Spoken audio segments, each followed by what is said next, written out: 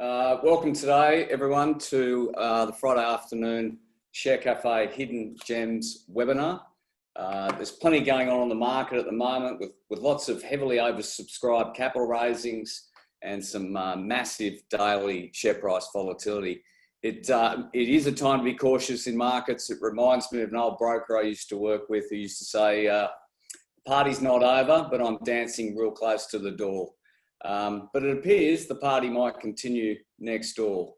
As Chris Joy wrote in the AFR today about the rise in share prices since March, he said, and I quote, "On a purely fundamental basis, the sharp price increase in shares did not make sense.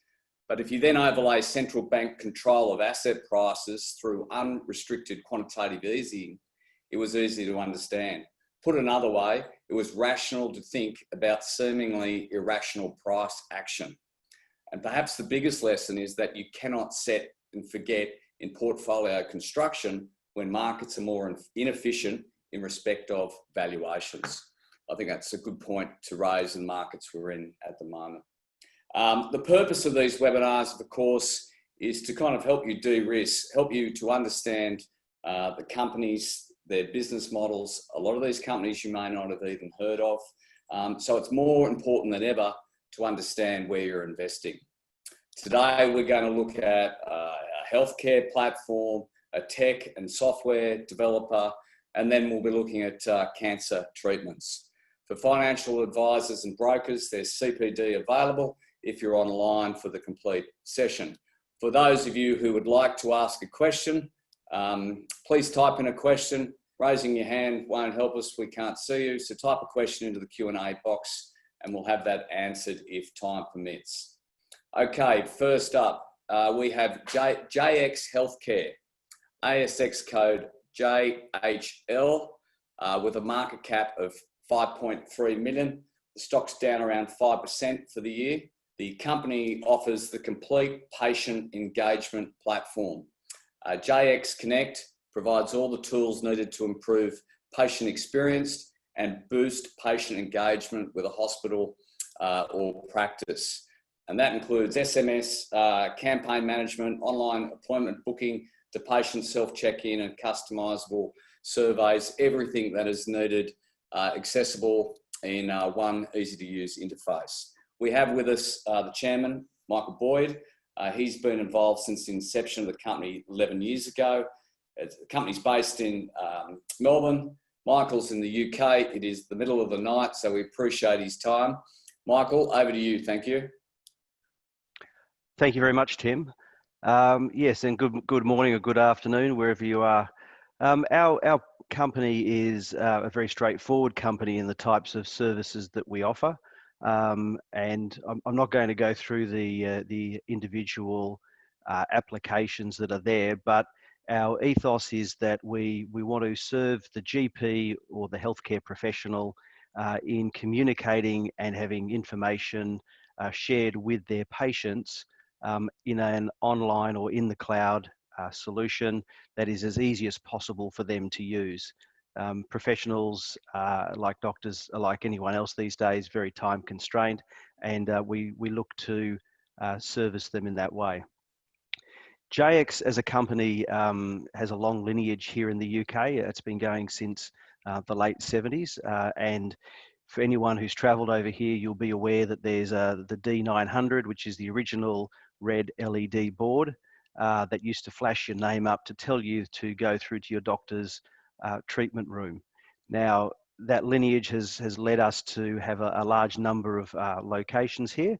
And what we're doing now, and what I'll show you through this deck, is how we're expanding the technology that we provide to doctors to that very large base of customers that we have. So moving on to the next slide. We do operate in Australia and New Zealand, which is where we did the IPO back in 2015. We have a significant lineage here in the UK. And one of the important stats is that we see or we interact with about 50 million patients per year. And that means that we have a lot of touch points to work with patients in terms of leading them into additional services. And that is something that we are focused on now, and I'll go into that in more detail.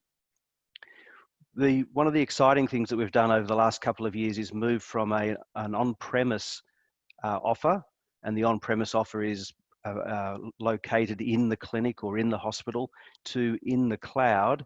And in doing so, we've moved from a traditional box mover type model to a SaaS model. And that is having an impact of increasing margins, as well as increasing the saleability of the products from our point of view. Next, please. So in terms of what we do at its very basic core, we started out, we're calling patients, we're queue busting, we're providing efficiency between the patient and the doctor. Very importantly, these days, we're also involved in social distancing, because what we can do is we can use the telephone, the mobile phone rather, we can use tablets, we can use display and calling, and we can actually keep people socially distanced throughout their hospital or GP experience. We also enable more information to be collected. So without burdening frontline staff, we can do patient updates, we can do surveys, we can do things that enhance what the patient can provide to their doctor, and hence over time increase their healthcare outcome. And most importantly, we are paperless. We integrate with virtually all the major systems, both in terms of hospitals, as well as importantly in GP clinics. Next slide, please. What's been important in the last couple of years is we've moved our on-premise Enlighten product into what we now call JX Connect.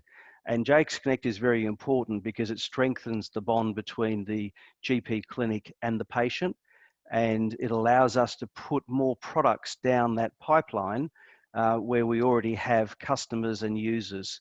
So if you recall the first slide, we had a number of core functionality abilities.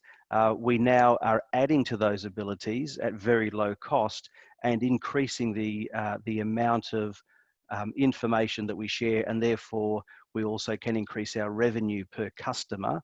And we're looking to show that in the coming quarters as a revenue per customer based on per GP served. So last couple of years, convert to the cloud, and then move into new product distribution. Some of the new products we have developed ourselves. So for example, with COVID-19, we have taken our at the kiosk check-in, and we have taken that to be something you can now do on your mobile phone. Over here in the UK, we are able to actually keep the patients in their cars until such time as the doctor wants to see them. So that's a very new initiative. The other area that we're looking at is remote patient monitoring. And that can be very simple in terms of just monitoring movements around the house, trips to the bathroom, when you got out of bed, did you take your pills, through to high-end sort of if you think of it in terms of disease states, specific disease states, be they diabetes or they're post-operative sort of requirements coming out of hospital. And we're moving into that again to assist the GP and the patient to share information. The focus that we have is to move to SaaS, and as I said before, that is going well. And we would anticipate over the coming couple of years to move about 80% of our customer base to that model. We will always have on-premise. Some of the hospitals, for example, have very deep employments of our products, and it'll be very difficult to move those in the short term. Next slide, please. We'll go straight through this one. I've spoken about SaaS and our move to that. This is the small innovation that we pushed out in the last few weeks. It's been very well received here in the UK.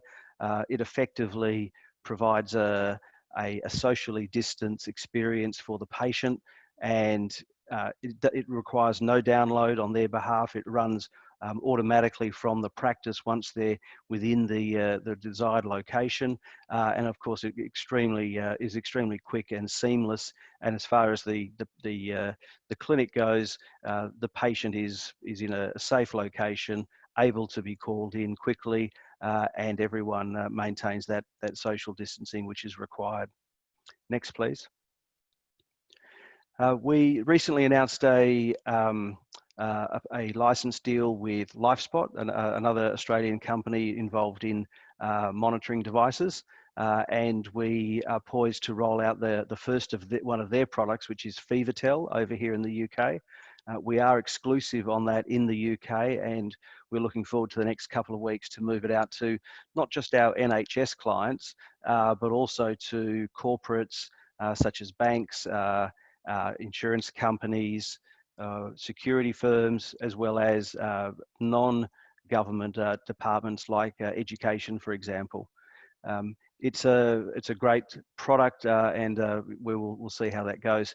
It simply involves a platform to control and measure the temperatures of your employees, but at the same time it builds a data set around how that tracks through the employee population, so you can monitor and manage them, whether they be in one location or many.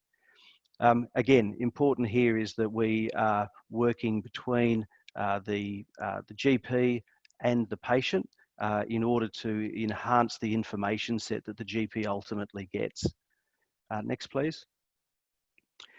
This one is a very simple slide. The blue is where we currently are. Green is where we want to move to in a general sense.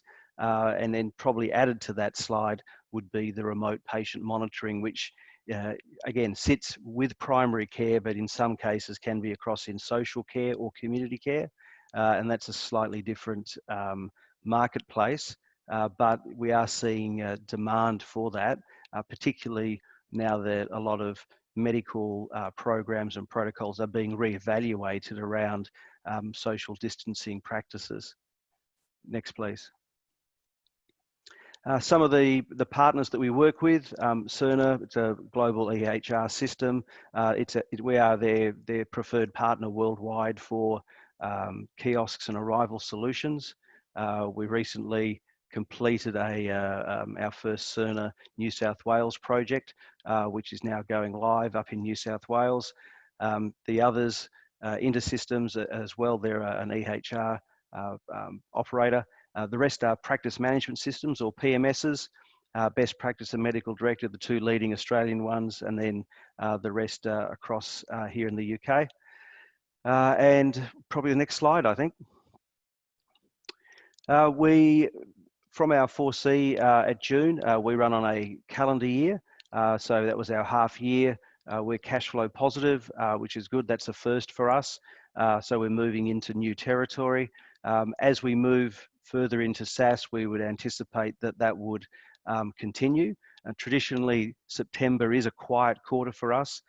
If you think about budgets and government departments, the NHS cycle finishes in March. So traditionally, the first quarter, March, and the second quarter ending in June are very strong for us. We will see a drop in September, but then we would like to think that we, with SaaS, will be picking that up and maintaining cash flow positive going forward. Next slide, please. That's where we sit at the moment. We haven't raised any money in the company since we floated. We have been obviously higher when you go through and look at the history of it, where we've now brought the company back to a position where both the capital structure, the operational structure with the staff, as well as our products have all been refined and sharpened so that we can go out and now start growing the business again.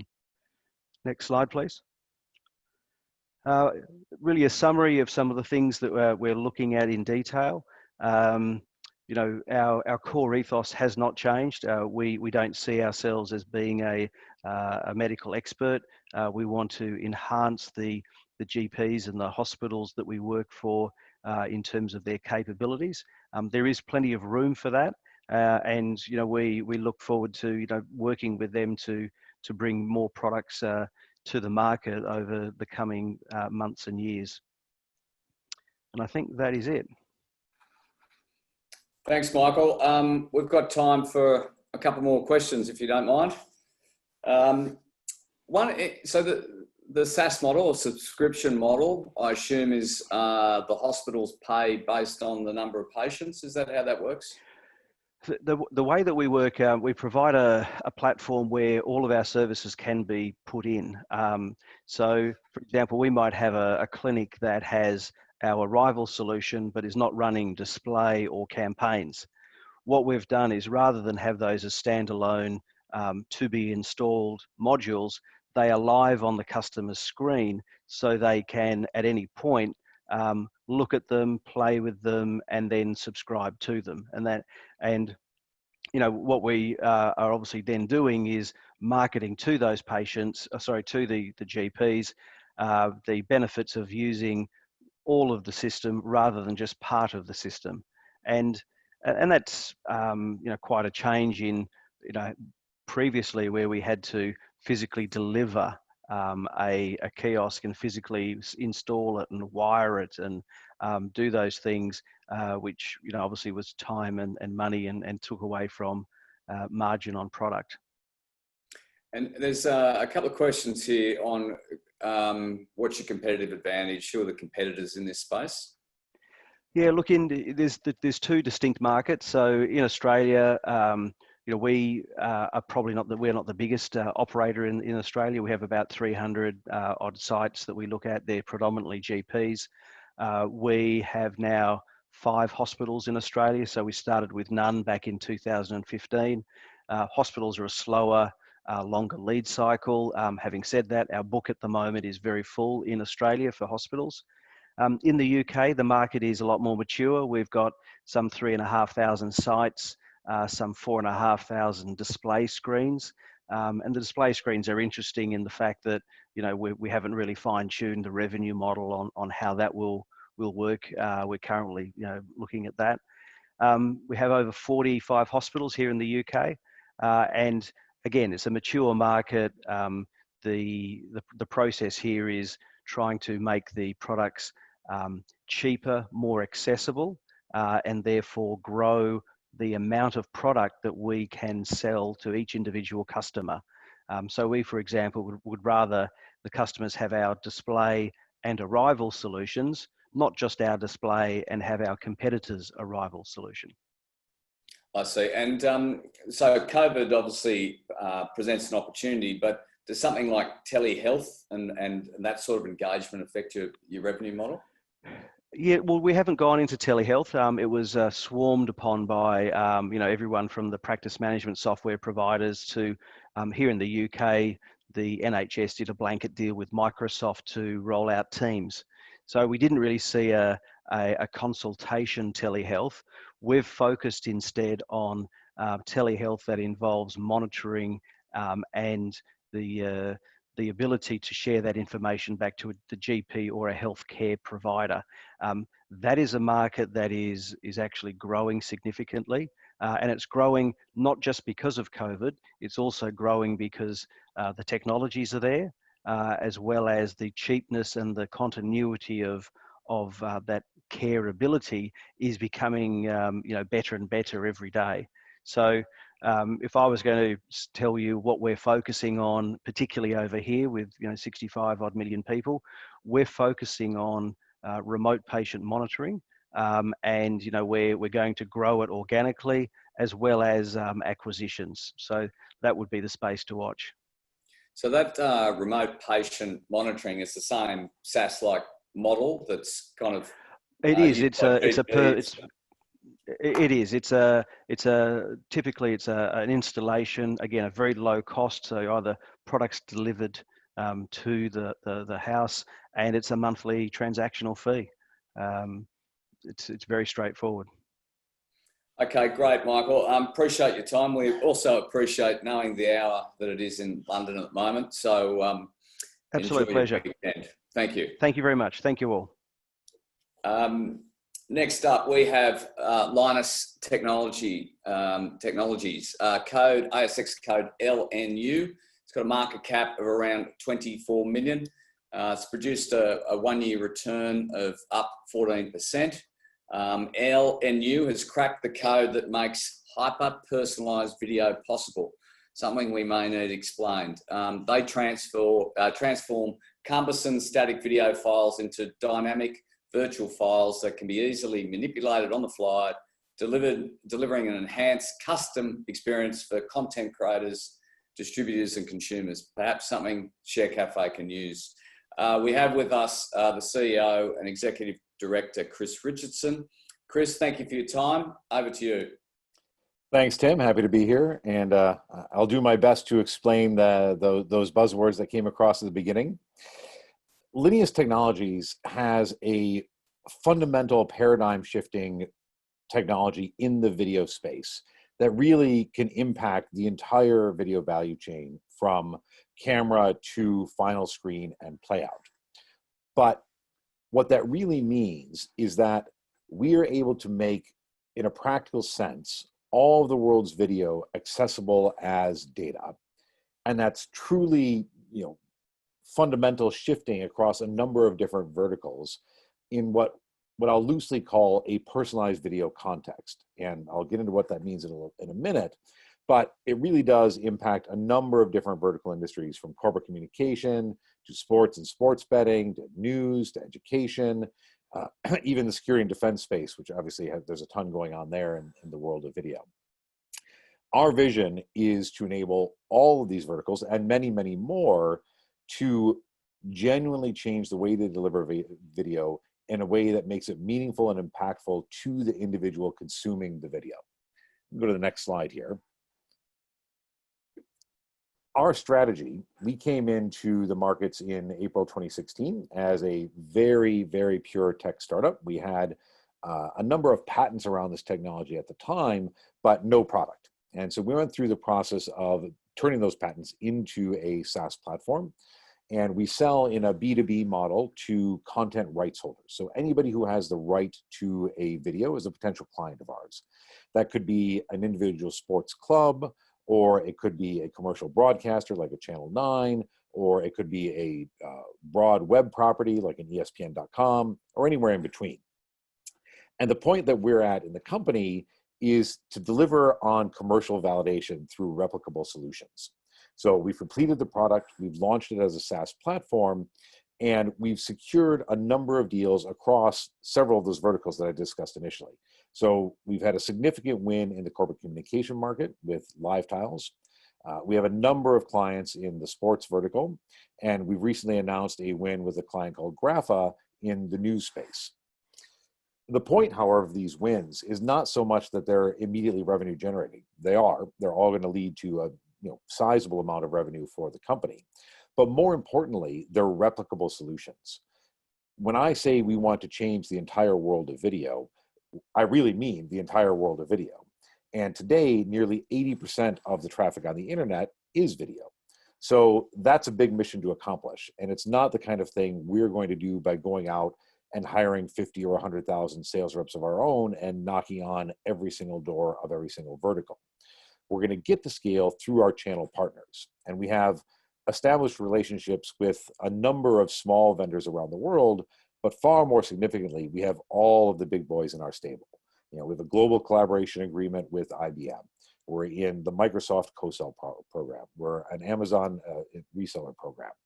Amazon, Microsoft, and IBM, we're not going to get a better list of potential resellers of our software than that. And it's already working. Microsoft brought us the Live Tiles deal in the corporate communication market, and they're bringing us many more from there to continue and expand our pipeline and grow the business. So that's the strategy. Take our commercial solutions, put them through the reseller channel, and scale the business globally across each of these verticals. I think perhaps now the easiest thing to do is to jump in and show you a couple quick demonstrations of what it is I'm talking about when I say make the video consumable and unique and dedicated to an individual, make it personalized video regardless of the context or the market that we happen to be in. And I'll start by doing that in the sports space. Now, sports is interesting because we had our first several wins in that vertical, but obviously COVID-19 was, how shall I say, tremendously disruptive to the sports marketplace. That said, it still remains a giant market opportunity. I mean, global sports rights in 2019 exceeded $51 billion. And while obviously sports have slowed in the first half of 2020, we are starting to see that the major leagues around the world are figuring out how they're going to move forward. They're starting to turn things back on, sometimes playing without fans in the stadium. They're gearing up to get their seasons going at some point before the end of the year. And significantly from our perspective, every one of our clients in this vertical has come to us and said, okay, we're obviously on hold for the moment, but you are still critical to our future, critical to our value generation, because they view us as the way to enhance their fan engagement, enhance the time their fans are spending on stream, and ultimately enhance the revenue that they're generating from those fans. And I'll start off by showing what we call our soccer demonstration. And Tim, I think you need to stop the share there for me to take over here. So jump into our soccer demonstration here. Now, soccer, of course, is a global phenomenon. It's a giant sport. But everything I discuss here can equally apply to any other sport. And in fact, as you'll see in a moment, can apply to things beyond sport, to entire different areas of video consumption. I think it's easiest to start from what do things look like on the back end? How does the world work today? So what we have here on our screen are a number of English Premier League games that if you were a broadcaster, you could come into one of these games and every single minute of video in a sports game is tagged with the events that happen in that game. I could say, okay, there were some goals that happened in this game. There were some corner kicks that happened in this game. And as a broadcaster, I would select those and create a highlights reel. Or maybe I'd go in and say, instead of doing it on the game that's in progress right now, I'd say, all right, I'm going to go ahead and do this on a per player basis. And I want to create a reel of all of Joseph Gomez's actions from the last 2 weeks, because I want to talk about him as a player and just really pull out all of his yellow cards. When a traditional broadcaster does that, they take those clips that they get from the data associated with the video, they cut them apart and they paste them back together and they create a new video. And that new video gets sent to the broadcaster and shared over TV, and everybody watches the same highlights reel, which is great. It works fine. But what would be really powerful, and I think this would be universally accepted, is if I, as a fan, could say, no, that's great that you're showing me the highlights reel, but I don't really care about Essendon. I'm a Saints fan. So I only want to see the highlights of my team coming and playing. And that's what we're delivering with this concept of personalized TV. And again, this here is all in the context of soccer. So let me just go ahead and show you what it would be like to create a personalized TV channel. I'll go ahead and create Chris's soccer channel. And we'll call this Go Liverpool, because Liverpool is my favorite team. And I start customizing things. And a lot of this is just standard web property stuff, determining how I want things to look on my screen, what sort of theme I have. But the point is, I can select the things that matter to me. I selected Liverpool as my favorite club, and I can say Mo Salah is my favorite player. And then I can set business rules. And business rules are how you construct what's going to play out when I come back and view this station. And I could say, for example, all right, I'm a soccer hooligan, so every time I come to my soccer channel, I want the pre-match team anthem played when the fans are singing.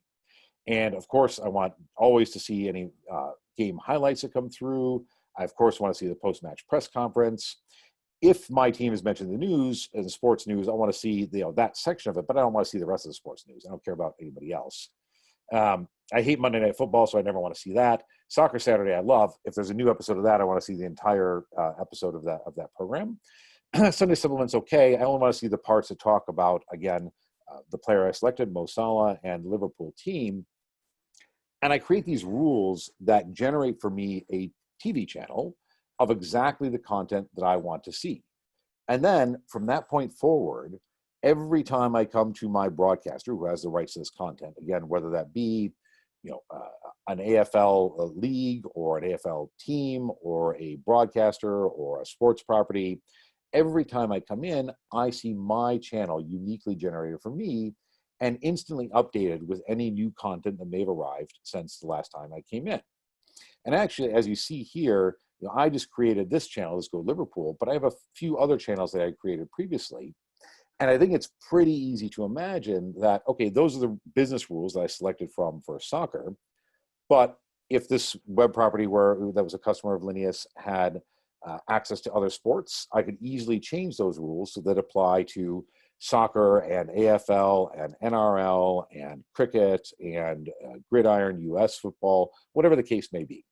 In fact, I could even go a step farther and say if I'm a true broadcaster, I could create multiple channels and say things like, all right, I want 15 minutes of sports highlights for my Monday morning that follows this set of rules.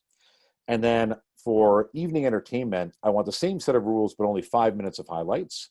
And then I want 5 minutes of news, talking about whatever news things matter most to me. And my favorite shows are Billions and Ozark. And if there are any new episodes of them, I want those in my channel as well. And then I come in and hit play. And this is our soccer channel that I just set up here.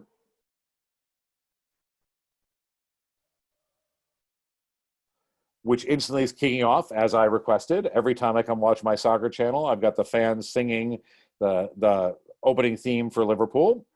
And then we'll move on from that opening theme directly into the match highlights that I wanted to see. So here it's showing our match highlights and goals from the games that we just had over the weekend. And that will go on, and every time I come back there, I get exactly the content I want to see. Now that's powerful, that notion of personalized channels, and it can apply to any sorts of entertainment. Again, news, sports, drama, whatever the case may be.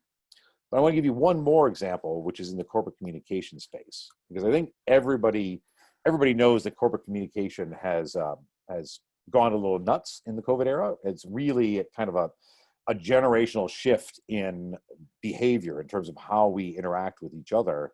And I think everybody thinks we don't know exactly what's going to happen when we get past this COVID pandemic, but I think everybody equally believes a lot of this change is going to stay.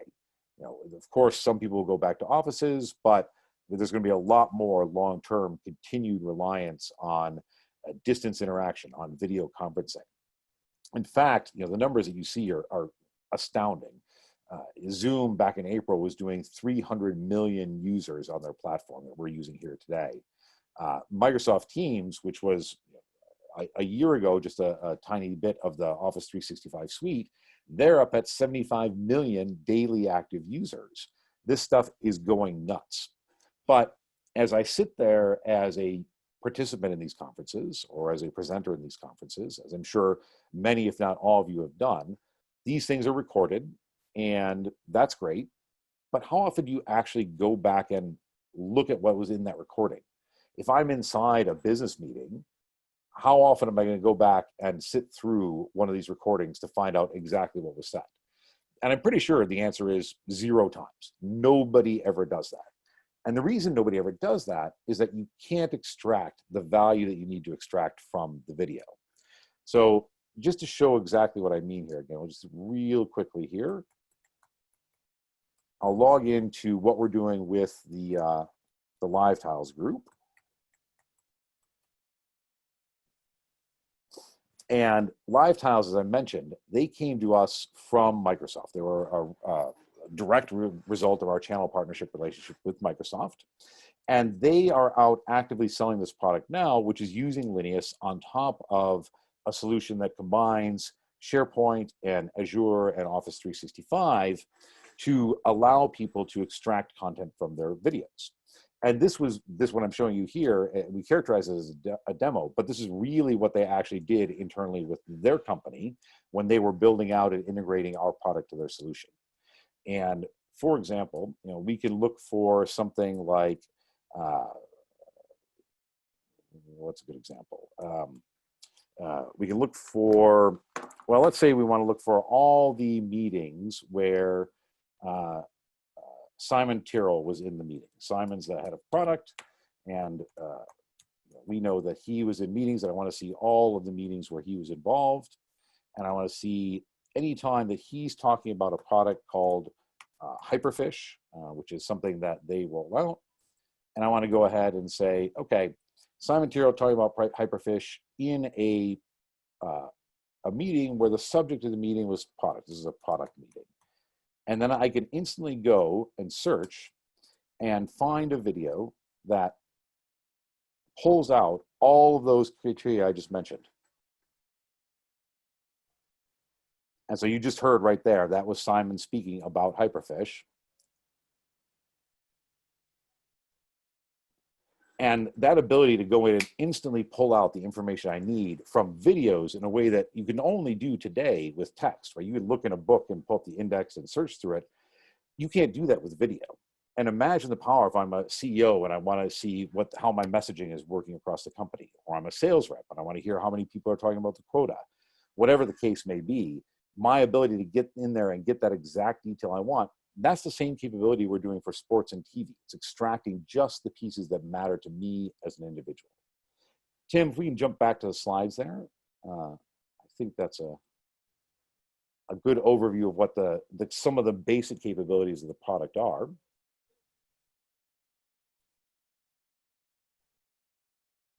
And I go through 2 more slides. I think will get us to the next talking points. All right, no, sorry, back up one from there to the market overview. There we go. So what does that actually all mean in terms of dollars and cents? You know, again, we are a SaaS platform that sells B2B to people who have rights to this content, and we get paid when our customers get paid. And our customers definitely want this technology.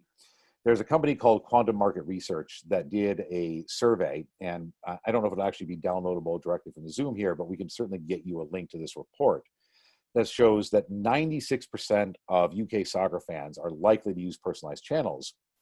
But far more importantly, 77% of those that are looking to cancel their subscriptions with one of the big providers would renew if they had personalized TV as a capability. And the average amount that somebody would be willing to pay above and beyond their existing subscription price. So if they're paying £100 a month or whatever for Sky Sports, they'd be willing to pay an average of £14.30 over and above that to get personalized TV. And you don't have to be a very big customer, a very big broadcaster. You know, if you're a single football club like Chelsea, at £14.30 per subscriber, that quickly turns into very, very real money for our customers. Now, from our perspective, it also turns into money pretty really quickly. You know, we get paid an average of, starting price of 0.22 cents per minute of video viewed.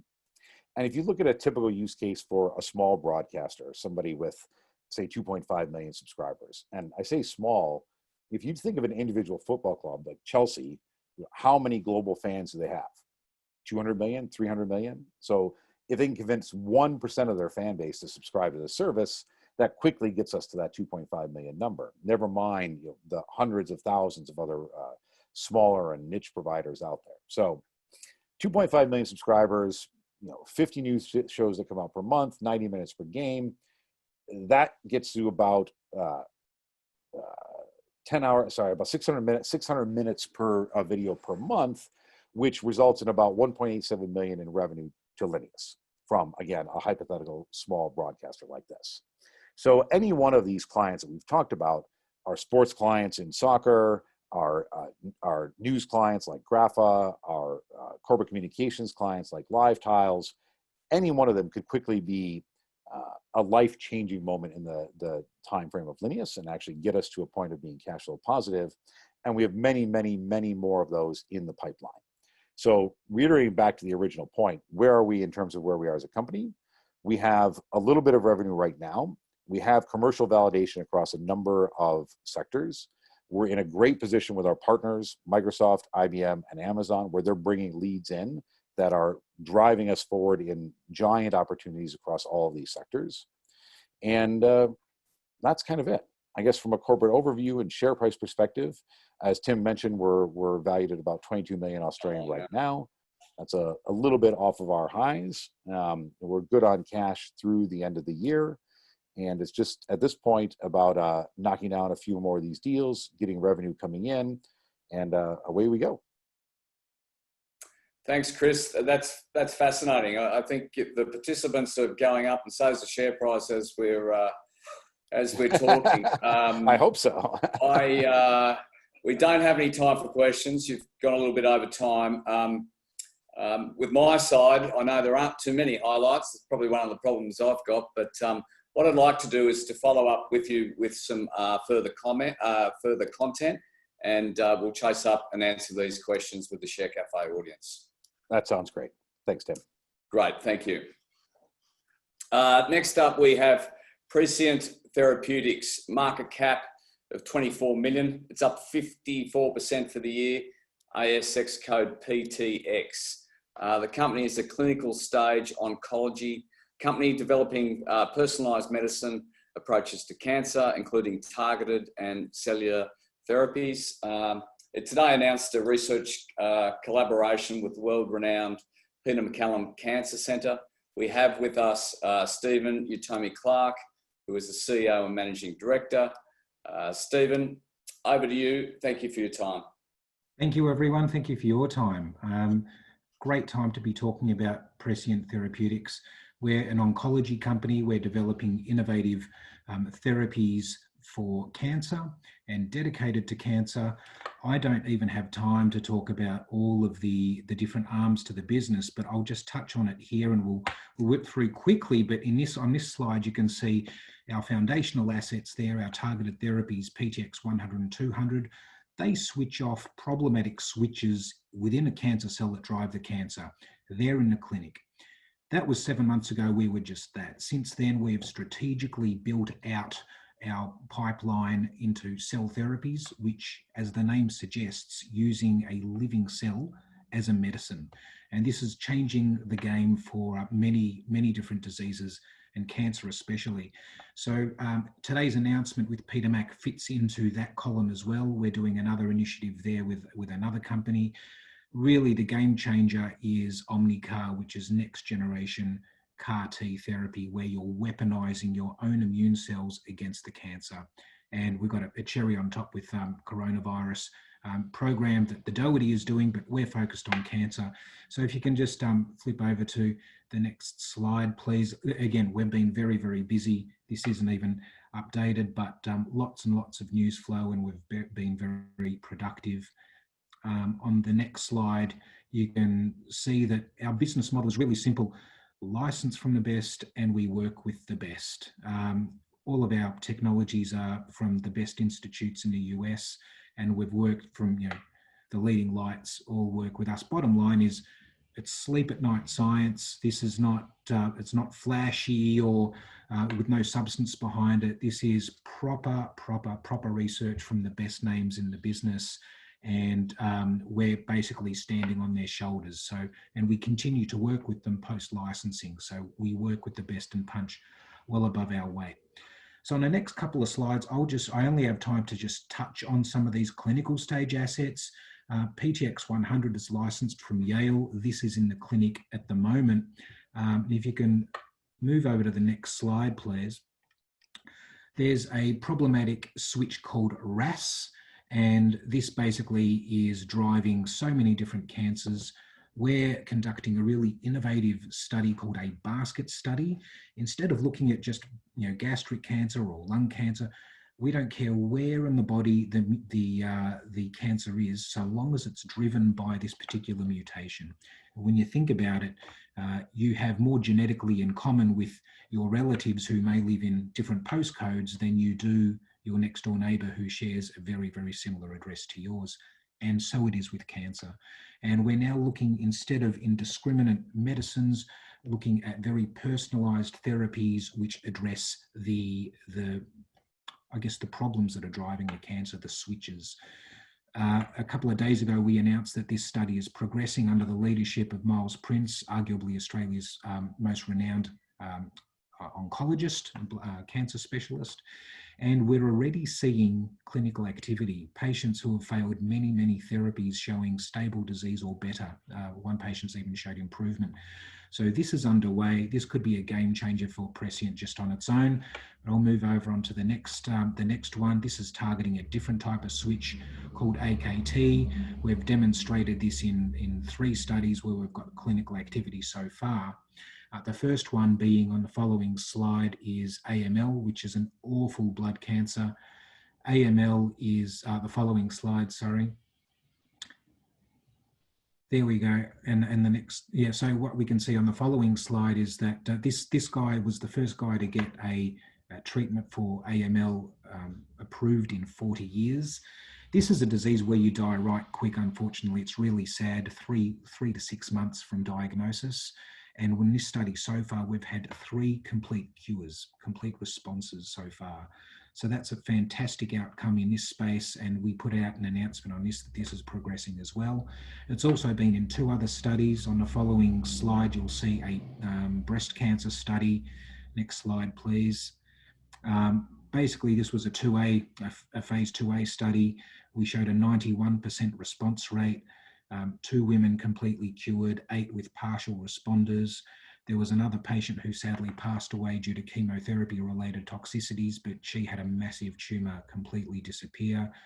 And on the following slide, please, is also ovarian cancer, where we've showed 80% disease control.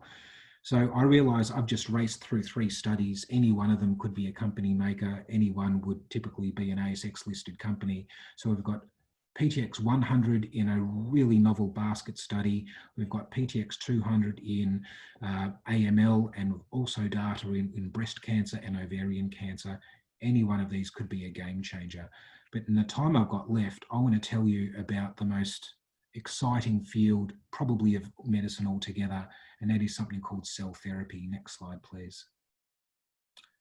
Oh, by the way, COVID-19, the Doherty has selected 2 of our assets as priority 1 candidates, which is wonderful. It's a real cherry on the top for us.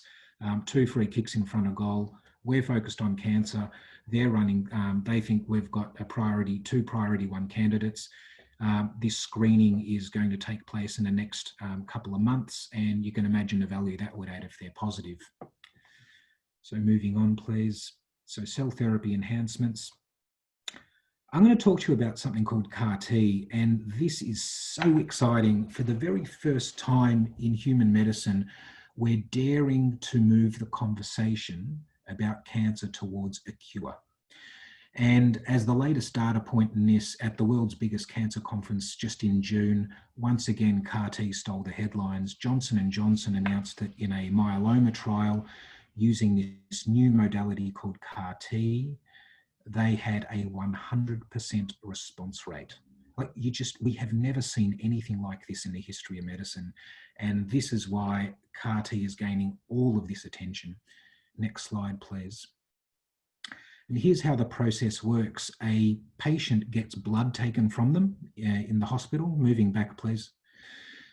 From that, these things called T cells, which are the soldiers of the immune system, they're taken out of the patient.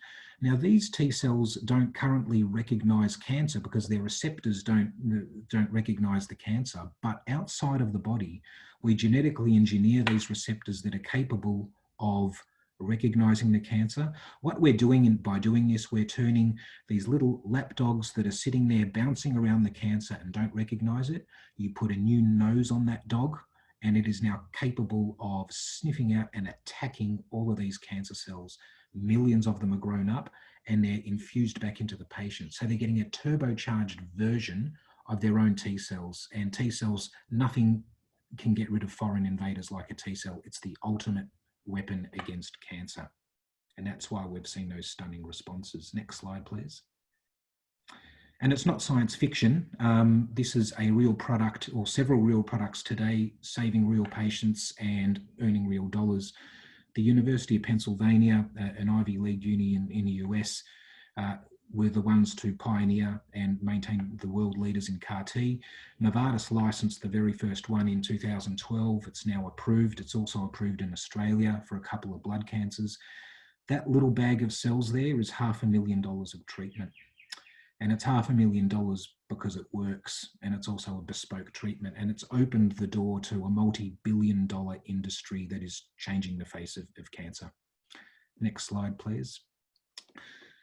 But with any new technology play, we see some challenges. As wonderful as CAR-T is, what's refreshing is this is as bad as it'll get. So this reminds me of almost VHS tapes. VHS tapes changed the way we view movies. We didn't have to go to a cinema anymore, but how many of you still have a video player? So what we've got here is these are some of the challenges confronting CAR-T, the time and cost of a bespoke treatment.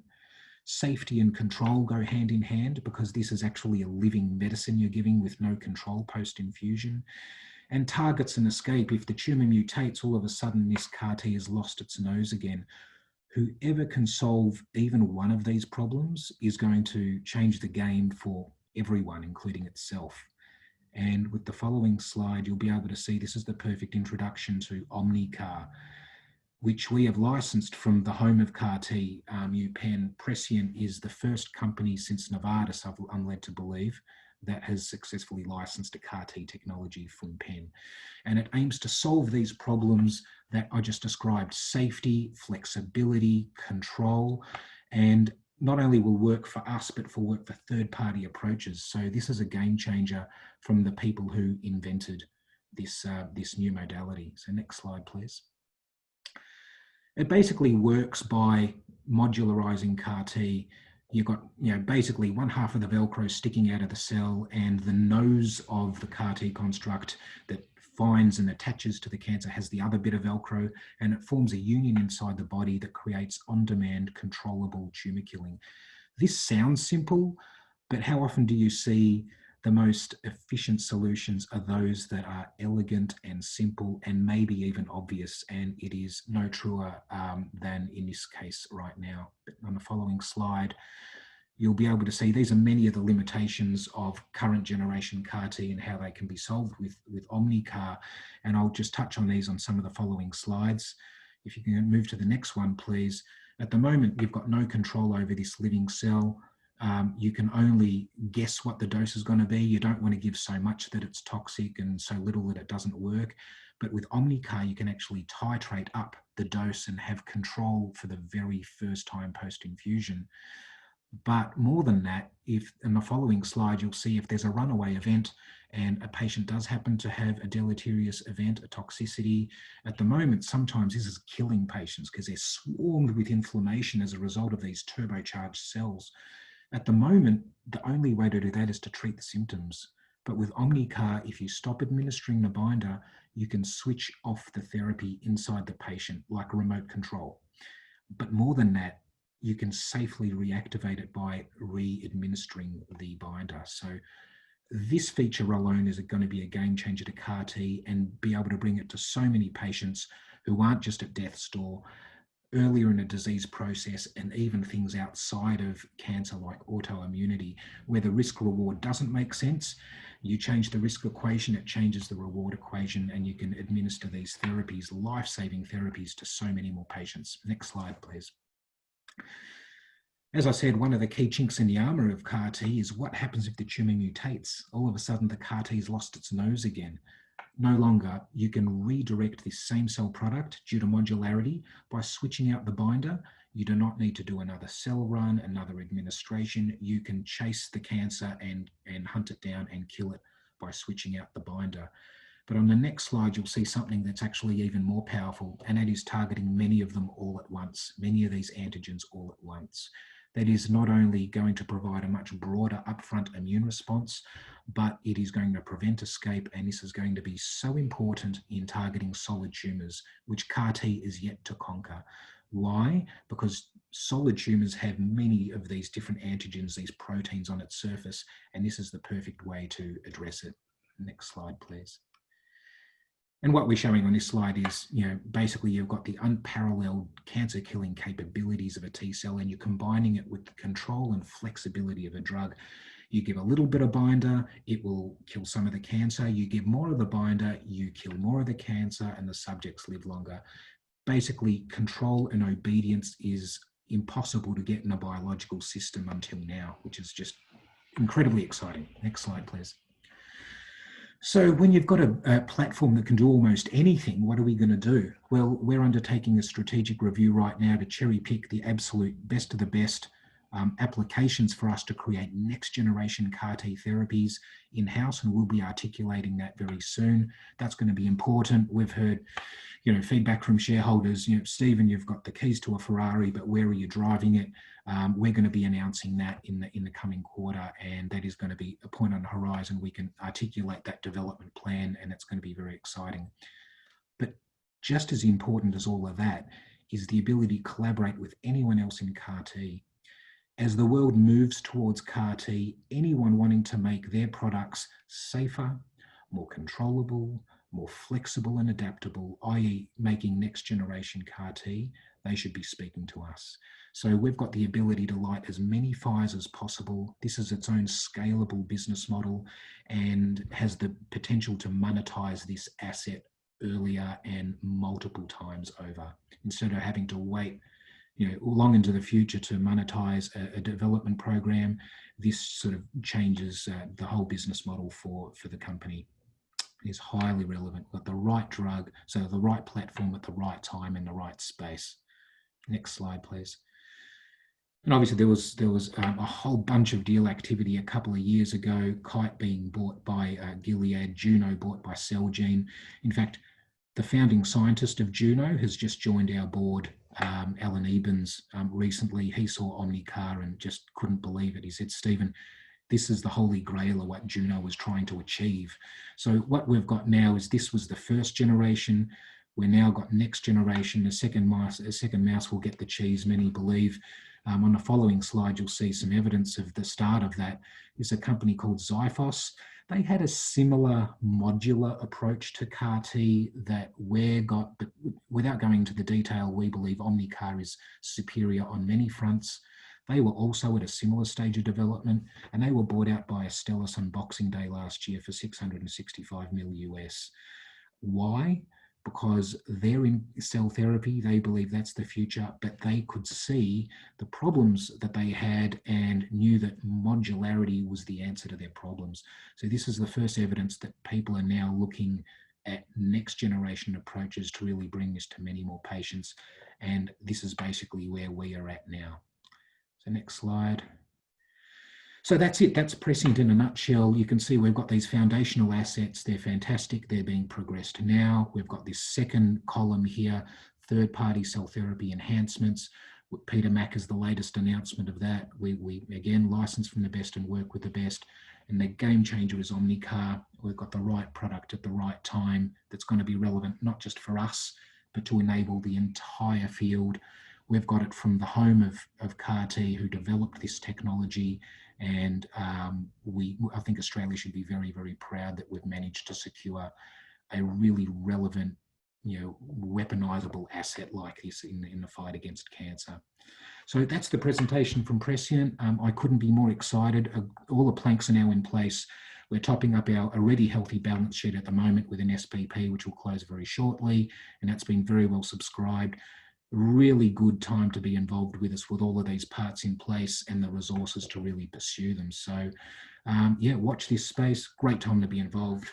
Many thanks for your time. Thanks, Stephen. A great Australian story and working on a good cause there. So in regards to your partnerships, we've got a couple of questions, kind of the same sort of theme. Novartis, so why don't they run with CAR T? Why do they need Prescient? Well, yeah, they were crowding around the first one, and they were the first to market with their first generation. Without giving too much away, yeah, I agree with you. Why wouldn't they be interested in Omnicarr? We managed to snare this platform because whilst everyone was looking at the first generation, I was very focused on solving the problems that I articulated: control, flexibility, safety. And I went scouring the world for them and found this and found it before the patent was public and before the data was published. So basically no one knew about it. I took it off the market October, November last year. And if I didn't do it in that time frame, I don't think we would have got it. It was just being proactive and really good timing. The other point is, here's a funny thing about human behaviour. People don't like being told that their children aren't the most beautiful children in the world. So whilst people are focused on first generation technologies, they are wedded to those technologies. Eventually what's happening now is people are acknowledging the fact that, okay, the limitations are safety, control, flexibility, and are now just starting to look for next generation opportunities. So once again, I think we've snared this at the right time.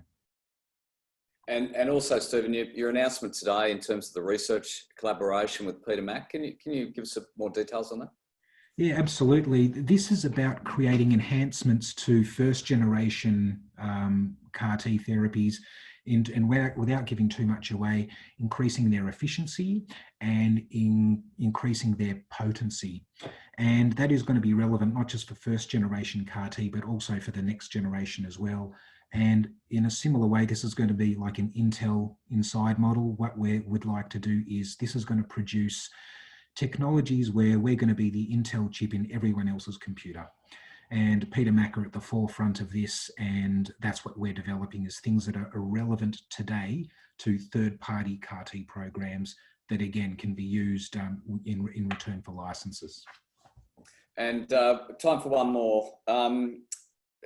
Post the share purchase plan, you'll be in a strong position in regards to your balance sheet. What's the plan for that capital? Yeah, that's right. That's going to be spread equally across all of our programs. So it is going to be in our clinical programs, but also really dedicated towards CAR T. We've got this new platform that deserves to be, resourced properly, and with more capital, we can do some more things. So instead of just progressing it laterally, we're going to be broadening the platform and pushing several things all at once. And as I said, lighting as many fires as possible, and it should see us through 18 months and plenty evaluated across all of our programs. Great. Thank you, Stephen. Thank you for your time today. Thank you, everyone.